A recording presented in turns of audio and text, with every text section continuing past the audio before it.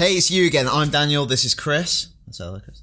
Welcome to the Superhero Show. Now, a wise man once said, it was David Bowie, said changes. It actually said changes. I don't know where I'm going with this. No, it's just a word. Oh no. We're going to talk about changes made to comic book source material when they get adapted to movies. And obviously that's a necessary thing that has to take place. You're making a film, not a comic book that's going to run for years, hopefully. And there's been some good ones and some bad ones. Yeah, I mean, it's a broad subject. Every film makes changes to the characters in the comics, but I think we're just going to talk about some of our favourites and some of our least favourites, and when it works, when it doesn't. Right. Do you want to kick off? I do want to kick off. Okay, but I'll start with this first. Okay. And Superman, Spider-Man. This is going well. Yes. Spider-Man's organic web shooters. Yeah. Now that makes a lot of sense to me. I get the fact that Peter Parker is precociously brainy, but at the same time, I don't think he's brainy enough to develop a piece of equipment that lets him swing through Manhattan.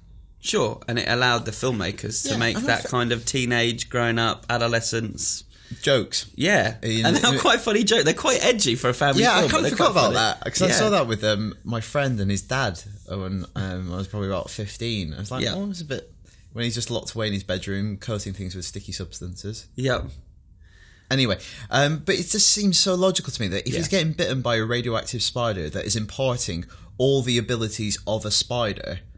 Why not go that one extra and give him the organic web shooters the ability to create webs? You can do everything else that a spider can. Why not that? Makes total sense. And also, when I used to read the comics and watch the cartoon show, it's sometimes a plot point that he's going to run out of web serum, which I used to hate that he might run out. It's like, he's Spider-Man. He can't suddenly start jogging. Plan ahead. Yeah, plan ahead. So I think that's a really good one. Obviously, they've gone back to the mechanical web shooters with the Amazing Spider-Man.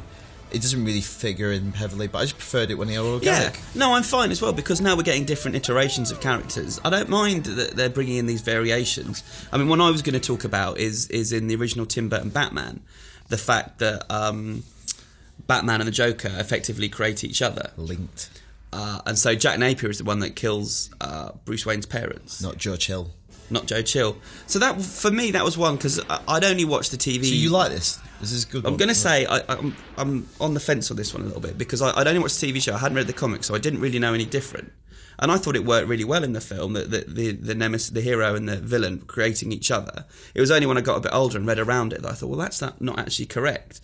So I feel like maybe for the first iteration of the movie, maybe they should have gone with the original story and then the second one mixed it up. But it's kind of the other way around, the way it's happened. Yeah, they've gone back to a more traditional one with Nolan's Dark Knight, where the origin of the Joker itself is something of speculation. That it changes every time, so it's like an old wives' tale. Like, you never know which one it's. And Bruce Wayne, Batman, is created by, just a gangster, a villain, a hood out there.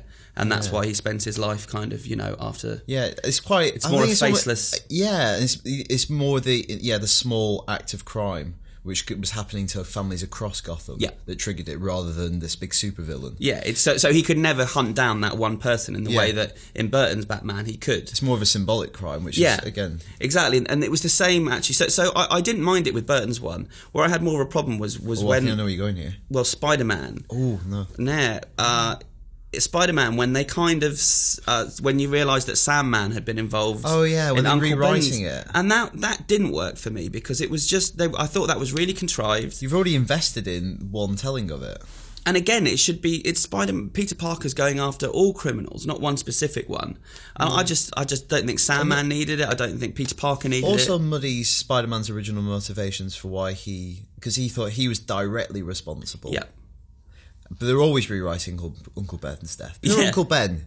We just want a definitive death for Uncle Ben. And then they always make him come back and say Hackney bits dialogue. But I thought you were going to say, in Batman Again, they mess up the origin of a villain and a hero. In Batman Forever, they have Two-Face killing Dick Grayson's family. Yeah. Again, trying to set up a similar sort of dynamic between hero and villain.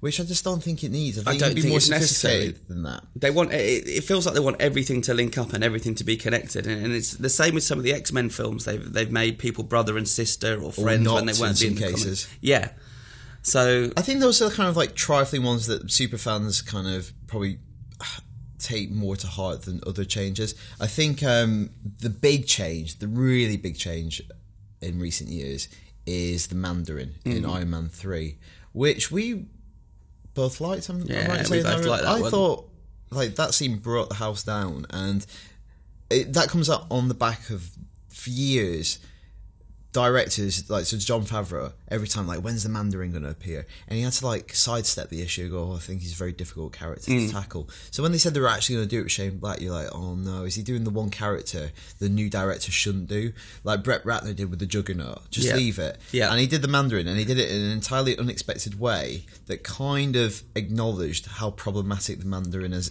as a character. Well, I was never stupidly attached to him as a character anyway. And it's hard to have a twist in these superhero movies. I love a superhero movie, but we don't get twists. And they were able to do that, and I thought it was very effective. Yeah, I thought it was really, really good, and it was really funny.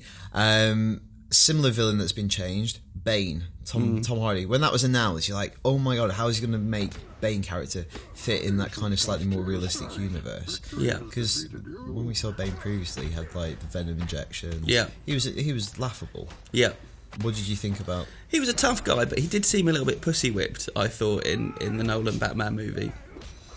There you go. Heard it here first. Do you want to focus on some more bad ones? One. Well, again, it's another one where I'm not sure how I feel about this one. It's the ending of Watchmen. We didn't get our giant squid. But I think this comes to the heart of the matter, where sometimes what works on the page won't necessarily work on screen. Yeah. And that was Snyder's argument, was that it would look ridiculous, this giant squid. I think that ending is my favourite part of Snyder's Watchmen. And that's weird that he says that, because my problem with Watchmen is every other aspect of that is so slavish to the original, like shot for shot almost. And then the one part where he does adapt it to make sense is the biggest change, and that's what you should do when you go from page to screen, is make sensible adaptations. It had more of a logic to it. And more of a lot, the framing Dr. Manhattan and him being responsible for it. I thought it was more devious.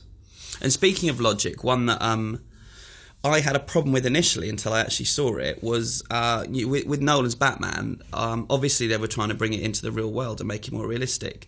But when we first saw the Tumbler, I was like, that's not my Batmobile. That's not the Batmobile. Not sexy enough for you. No, I was deeply concerned. And then you saw it on screen. It's like, oh, actually, this really makes sense. This is really smart. If you're going to have a car driving around, you need something that is hefty. Okay, some more bad ones. I've got a lot of bad ones. Okay, well, I'm done now. I realised that I was only having good ones. So I'm just going to give me some bad ones. Kicking. Galactus in Fantastic Four, Rise of the Silver Surfer. Yeah. Again, stop making alien creatures just nebulous balls of toxic gas or whatever. It's just weird sentient gas. I think I'd block that out of my brain. Parallax in Green Lantern. Yeah. Again. Space gas. Yeah. Space sludge in the case There's of nothing Parallax. Scary about that. No yellow space sludge. No. I'm sure it would be like inconvenient, but again, nothing scary. No. Then I think maybe finish on this one. Ryan Reynolds, Deadpool. So far removed from the original, and it's not like you're changing an insignificant detail. No. You're changing a character that hundreds of thousands of people really love, that has a very strong identity. Yeah. And completely changing it. Yeah. Yeah, and I think think no even, small adaptation. Even the filmmakers are aware of that, because when I interviewed Hugh Jackman earlier in the summer, he said, "Yeah, we messed up Deadpool. I'd like to." He said he'd like to go back and have another opportunity to do a Wolverine Deadpool movie. But was there any point in production where they thought, "Yeah, you know what, guys, we're nailing this"? Yeah, like they're going looking at Ryan Reynolds, covered, mouth closed, saying, "You know what, we've got this." Yeah. That film is wrong on all kinds of levels. On that, on that really dire, depressing note, probably just going to end it all. But if you want to tell us anything, you can reach us at IGN_UK feedback at IGN.com. Tell us some of your favourites. Tell us some of your least favourites. Yeah, and we'll actually read them out next week. Actually read them out. Yes. Actually do more preparation. We'll actually improve the set. Probably won't. No. So until then, thanks for watching. Thanks.